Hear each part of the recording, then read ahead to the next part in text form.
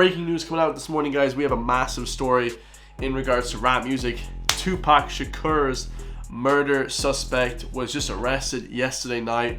So it's crazy to see that 27 years after this murder, guys, that they're still gathering evidence and placing, crimes, and they're actually convicting people of crimes and accusing people of crimes and having suspects arrested in this case, because obviously one of the biggest cases in the world.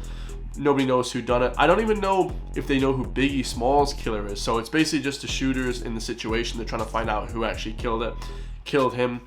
And apparently yesterday they registered it. They found a gun that had his name on it at the time of the crime, and all this different stuff, DNA stuff that came out. But we're gonna research exactly what they said in this video. It's crazy to see, guys. Like I said, 27 years after, it's amazing that the police can do that, because such a long time ago, when they get new updated technology, they find out who did stuff like that. And Tupac Shakur, guys, died super young. I think he died 24, 27, something like that. I think it was 24 actually, super young, or 26, under 27 anyway.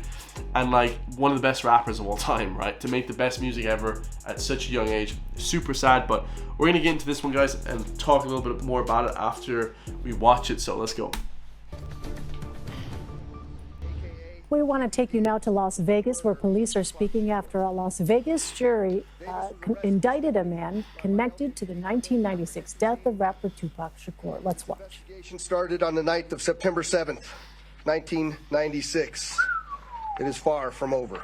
Damn, bro. It has taken countless hours, really decades, of work by the men and women of our homicide section to get to where we are today. Several of those detectives that are standing here with us include Detective Cliff Mogg, the lead detective on this case. He is now retired. While I know there's been many people who did not believe that the murder of Tupac Shakur was important to this police department, I'm here to tell you that was simply not the case. It was not the case back then, and it is not the case today. So there was a conspiracy saying that they didn't care about it, whatever the case is, but this guy seems fired up, guys. So I think they were just so pissed off that they couldn't find the guy. That's probably more likely than actually not caring about it, right? Because there's just so many people, right? It's very hard to, find whoever actually fired shots at somebody, right? Our goal at LVMPD has always been to hold those accountable and responsible for Tupac's violent murder accountable. Just like we do for every homicide victim in our city. Every single victim, every life that is lost is important and remains a priority to this police department. As we methodically built this case to move forward with an arrest, it was also important that at the same time, we're building towards a successful prosecution. We work closely with our esteemed district attorney, Steve Wolfson, in his office to ensure that is going to happen. Mr. Davis's own words reinvigorated our case in 2018. I'm going to give you some of those details, and I'm going to introduce to you our homicide lieutenant, Jason Johansson, and he will provide you many of the details on how we got here today. Lieutenant. Thank you, Sheriff, and thank you everybody for being here today. My name is Jason Johansson, and I'm the homicide lieutenant with the Las Vegas Metropolitan Police Department. And my goal here today is to walk you through our investigation and what led us to the indictment of Dwayne Davis, also known as Keefy D, for the murder of Tupac Shakur. Before we get into this, guys, he admitted it 3 or 4 times back in 2018 on camera, live, and everyone was wondering why isn't anybody arresting him? He admitted it, but you have to actually have evidence in a case before you arrest somebody, right?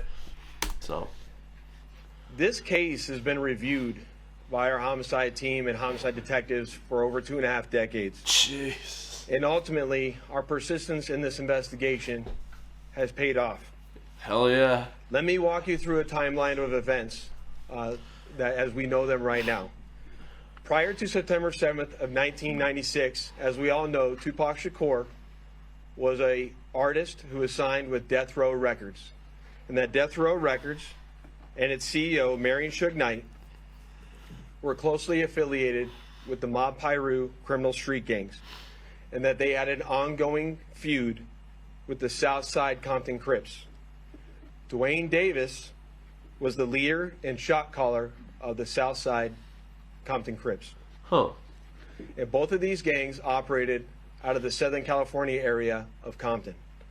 On the night of September 7th of 1996, Tupac Shakur, along with Suge Knight, and members of their entourage, which include members of Mob Piru, came to Vegas to attend the Mike Tyson fight at the MGM Grand Garden Arena. Huh.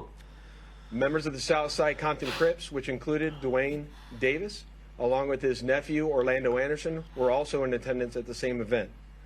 As both were leaving the fight, members of Death Row Records spotted Orlando Anderson near an elevator bank inside the MGM, and at that time they began to kick and punch him near that elevator bank.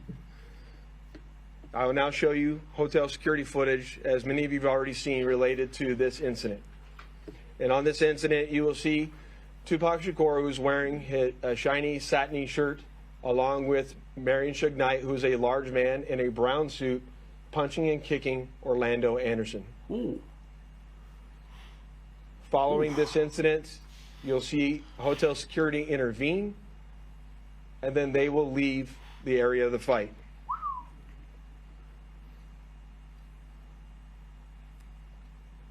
Damn, so Suge Knight and Tupac beat up somebody first?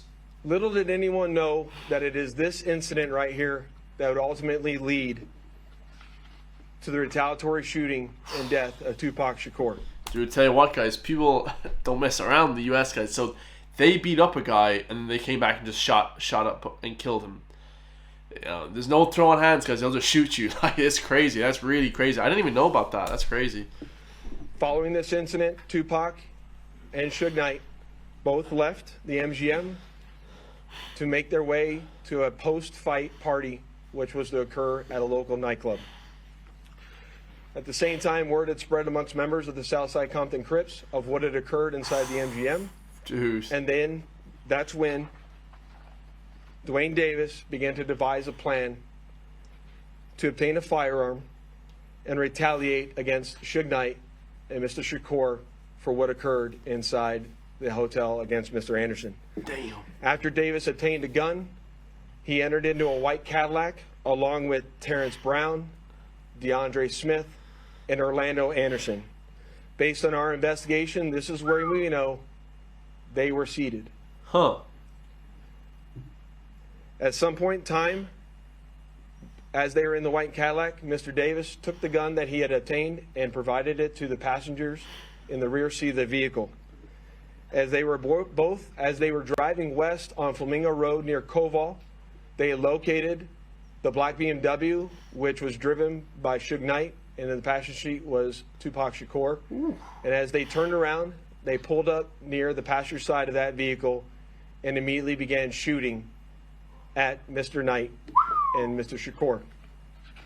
Following that shooting, the white Cadillac fled the area southbound on Koval, and after our officers arrived on scene, Tupac was later transported to the University Medical Center, where he was treated medically and died approximately 6 days later on September 13th. Yeah, he got hit in the head, guys. So that's not good. My homicide section handled this investigation from its onset and for a short amount of time. And within a short amount of time, what we knew was that we were working a gang investigation where our victims, our witnesses, and our suspects were all from Southern California and not local to Las Vegas.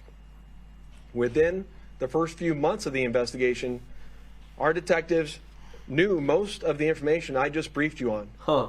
However, we never had the necessary evidence to bring this case forward. Oh, yeah, that's crazy. Present it for criminal charges. Yeah, you see, guys, you got to go by the law. Like, so they had everything known, but they just couldn't convict anybody because they didn't have the gun, or they didn't have the DNA or what have you. So, yeah, really incredible work, guys. 27 years later, after he got shot, they finally have caught Dwayne Davis, who was a leader of a gang, basically, 60 years old. So, man, you don't get away with anything, man. You know what I mean? That's absolutely fire. It's amazing to see the work that they do, man. It's crazy. Like 27 years. It's a long time, guys. Let me know what you guys think, man. It's class to see. I think every single news station is running that story. So amazing to see, guys. I can't wait to see what the comments say as well. Tupac, one of the greatest ever, guys. Drop what's your favorite Tupac song in the comments down below. I'm going to say mine is probably Ghetto Gospel. I think that's probably my favorite Tupac song of all time, guys. I love you all, man. I'll see you in the comments down below. Peace.